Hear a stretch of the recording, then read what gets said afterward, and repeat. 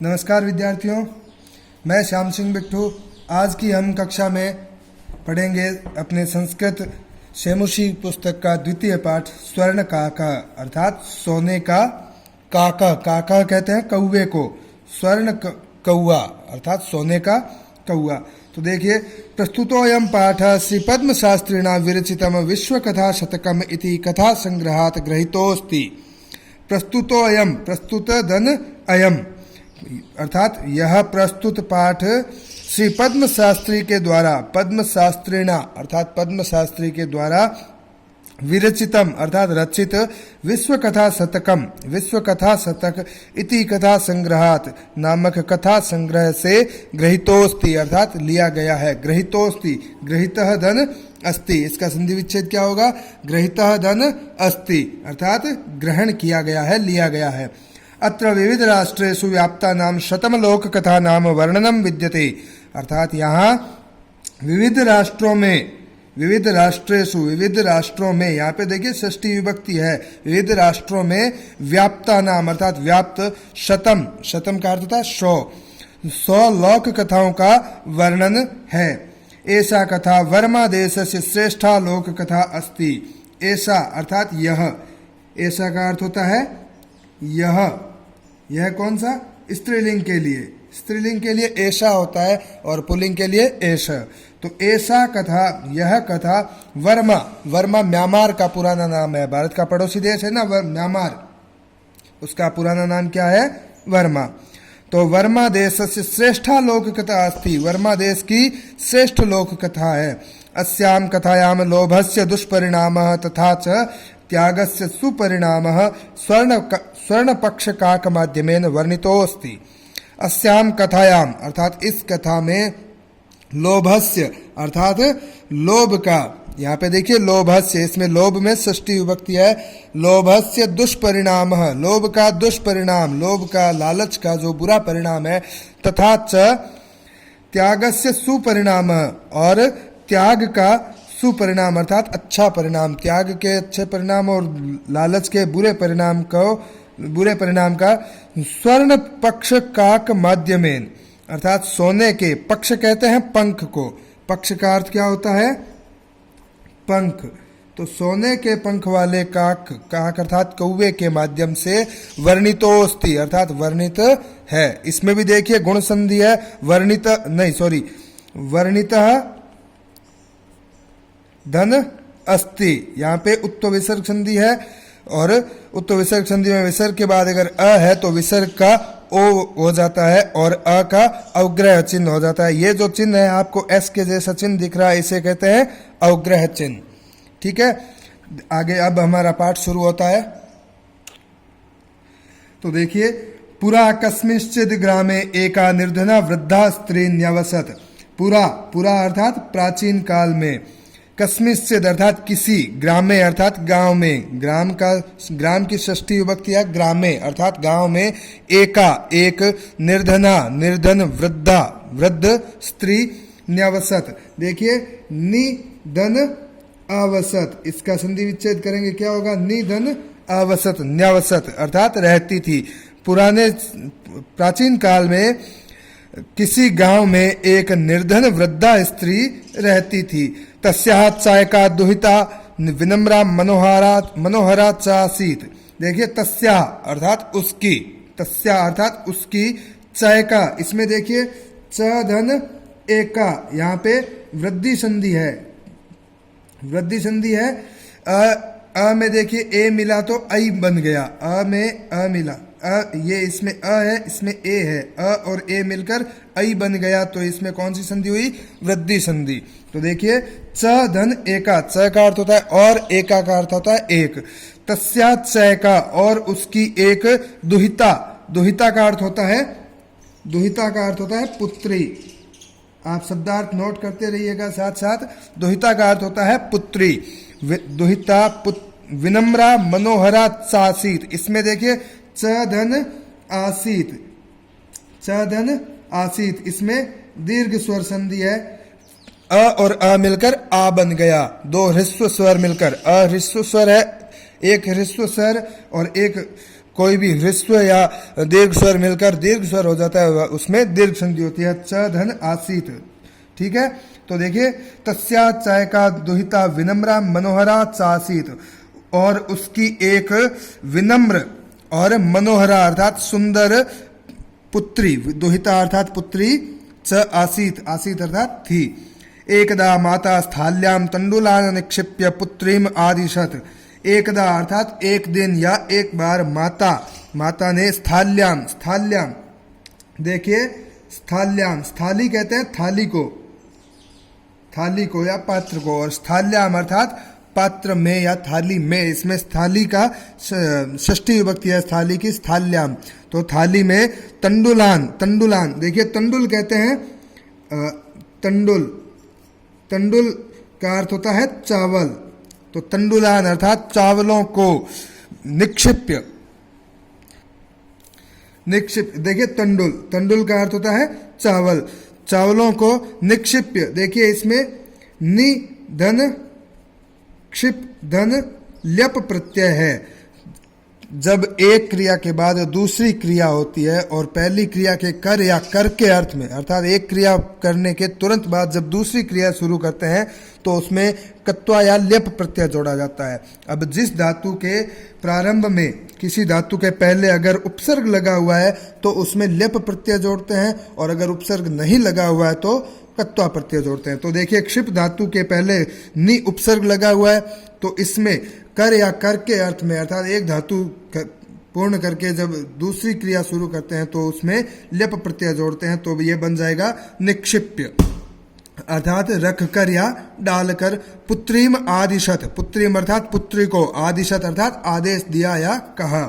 सूर्या तपे तंडुलान खगेभ्यो रक्ष, सूर्या तपे अर्थात सूर्य के तप में, सूर्य के ताप में, तंडुलान अर्थात चावलों को, खगेभ्यो अर्थात पक्षियों से, रक्ष अर्थात रक्षा करो।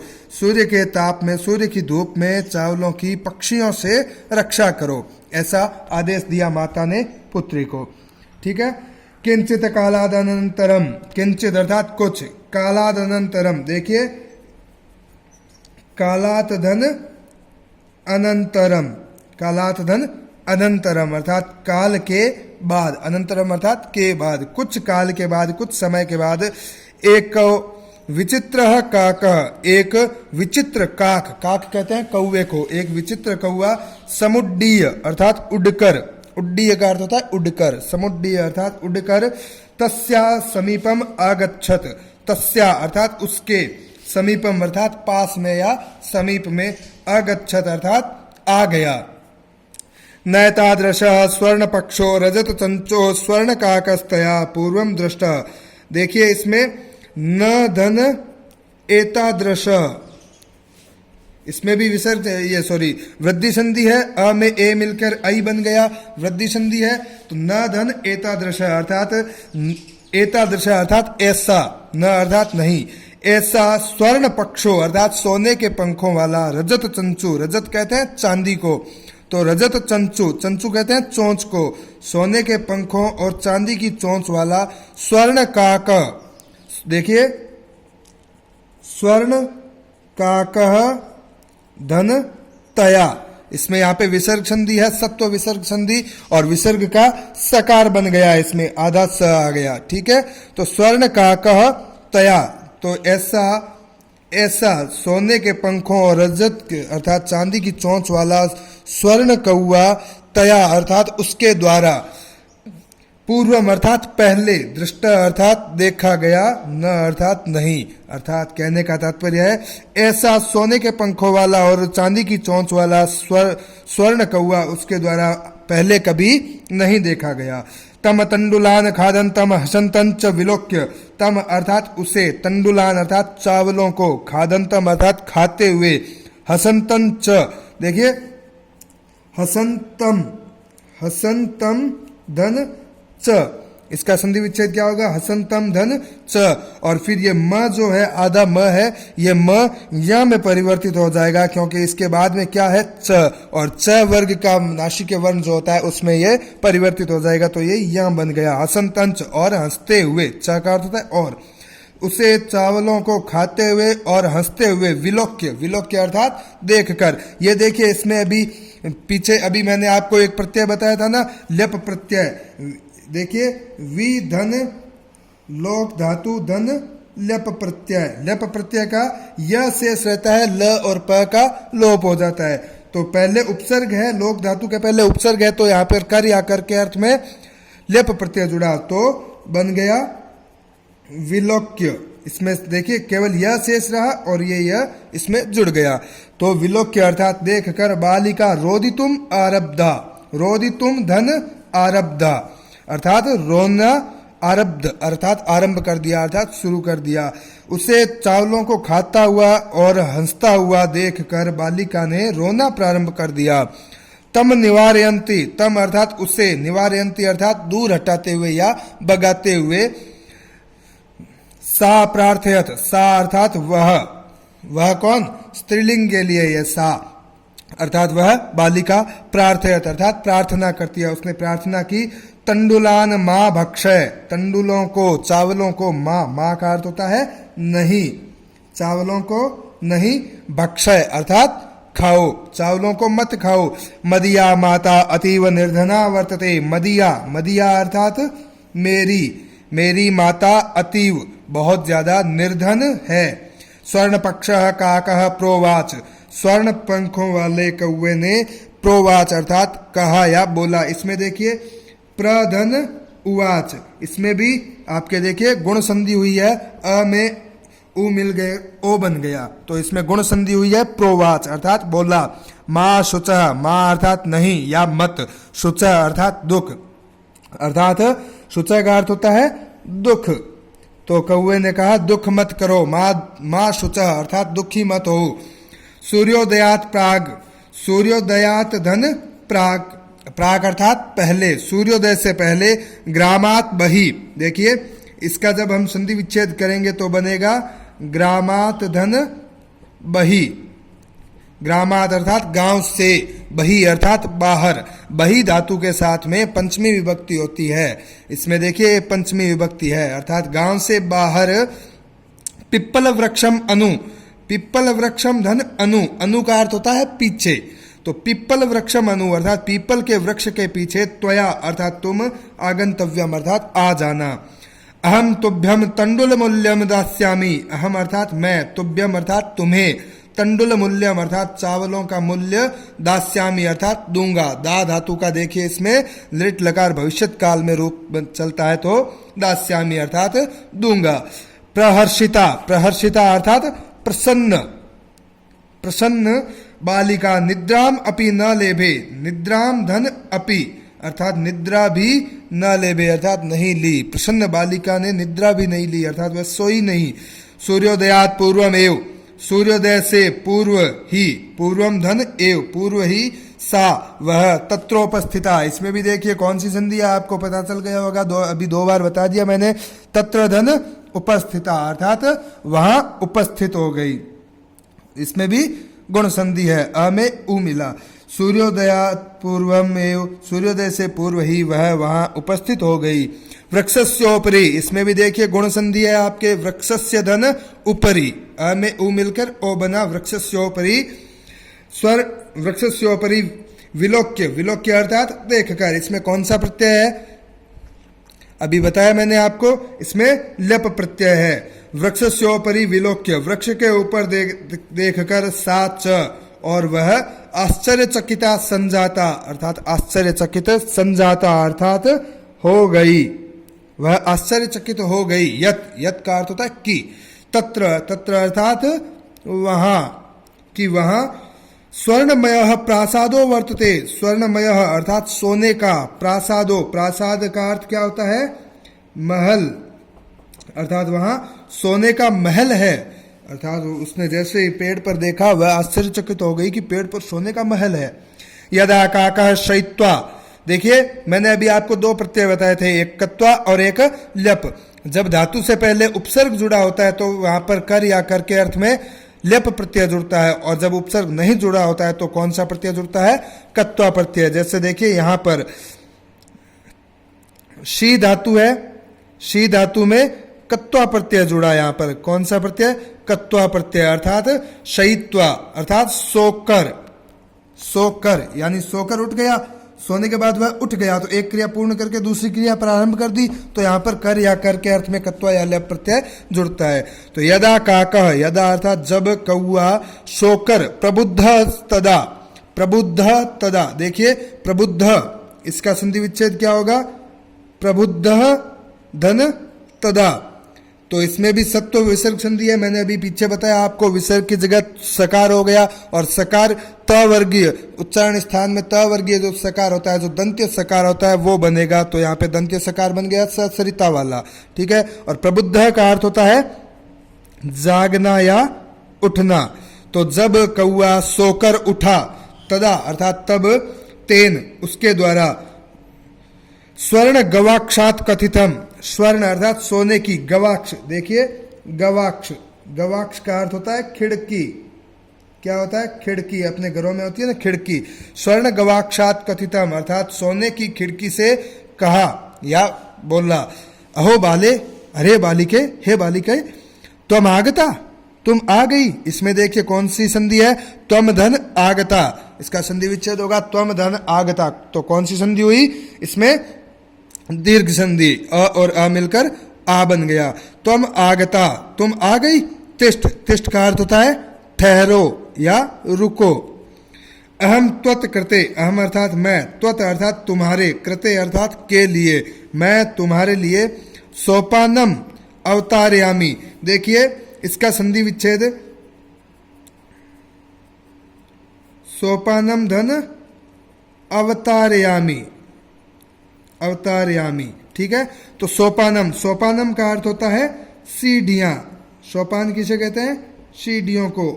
तो सीढ़ियां अवतारयामी अर्थात उतारता हूं, सीढ़ियां उतारता हूं। रुको, मैं तुम्हारे लिए सीढ़ियां उतारता हूं। तत्कथय, तत् धन कथय, तो कहो। स्वर्णमयम, सोने की, रजतमयम, चांदी की, वा का अर्थ होता है अथवा, ताम्रमयम, तांबे की। कौआ पूछता है उस बालिका से कि कहो तुम्हारे लिए कैसी सीढ़ियां उतारूं, सोने की सीढ़ियां उतारूं, चांदी की उतारूं या तांबे की। कन्या अवदत, कन्या ने कहा या कन्या बोली, अहम निर्धन मातु दुहिता अस्मि। अहम अर्थात मैं, निर्धन मातु अर्थात गरीब माता की, दुहिता, दुहिता का अर्थ क्या होता है? पुत्री। तो दुहिता अर्थात पुत्री, अस्मि अर्थात हूं। ताम्र सोपानेन एव, देखिए ताम्र सोपानेन धन एव, इसमें भी कौन सी संधि है? वृद्धि संधि। ताम्र सोपानेव धन एव, ताम्र सोपाने अर्थात तांबे की सीढ़ियों से ही, एव का अर्थ होता है ही, आगमिष्यामि अर्थात आ जाऊंगी। आगमिष्यामि, लिट लकार भविष्य काल में बनता है आगमिष्यामि, ठीक है। तो मैं गरीब माता की पुत्री हूं, तांबे की सीढ़ियों से ही आ जाऊंगी। भली बालिका थी, उसको लोभ नहीं था, इसलिए उसने कहा सोने चांदी की रहने दो, मैं तांबे की सीढ़ी से ही आ जाऊंगी। परम, परम का अर्थ होता है परंतु। स्वर्ण सोपानेन सा अर्थात सोने की सीढ़ियों से, सा अर्थात वह, स्वर्ण भवनम अर्थात सोने के भवन में, आरोहत, आरोहत का अर्थ होता है चढ़ी, आरोहत का अर्थ होता है चढ़ी अर्थात, किंतु सोने की सीढ़ियों से ही वह सोने के भवन में चढ़ी।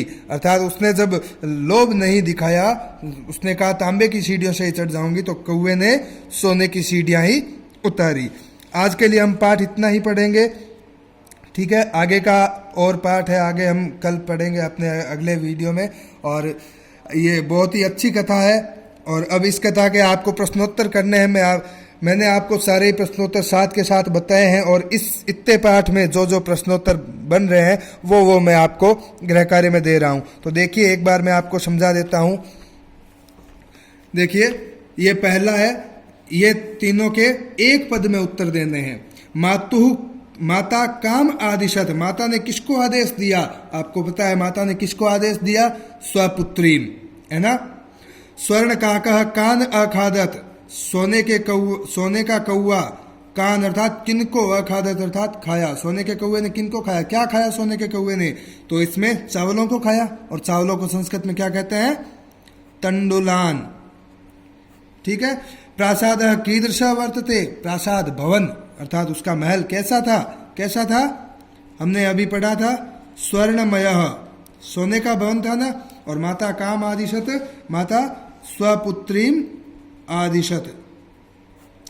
अगला देखिए, इसमें संस्कृत भाषा में उत्तर लिखना है अर्थात पूर्ण उत्तर लिखना है। निर्धनया वृद्धाया दुहिता कीदृशी आसीत, निर्धन वृद्धा की पुत्री कैसी थी। तो देखिए अभी मैंने आपको बताया था निर्धनाया वृद्धाया दुहिता, देखिए विनम्रा मनोहरा चासीत, ये इतना दूसरे का उत्तर ये है, ये आपको लिखना है। निर्धनाया वृद्धाया दुहिता विनम्रा मनोहरा चासीत। अगला प्रश्न है बालिकया पूर्वम कीदृश काक न दृष्ट आसीत, बालिका ने पूर्व में कैसा कौआ नहीं देखा था। अभी आया था आगे नैतादृश, तो नैतादृश को छोड़ के यहाँ पे लिखना है बालिकया पूर्वम कीदृश, कीदृश को हटाकर लिखना है स्वर्ण पक्षो रजत चंचो स्वर्ण काक न दृष्ट आसीत। ठीक है। इसके बाद है अधोलिखिता नाम शब्द नाम विलोम पदात विलोम पदम पाठाद चित्वा लिखत, विलोम पद जो पाठ में दिए गए हैं वो लिखने हैं। तो पश्चात, पश्चात का अर्थ होता है बाद में, तो इसका विलोम शब्द क्या होगा आपको पता है, पूर्वम, सूर्योदयात पूर्वम आया था ना।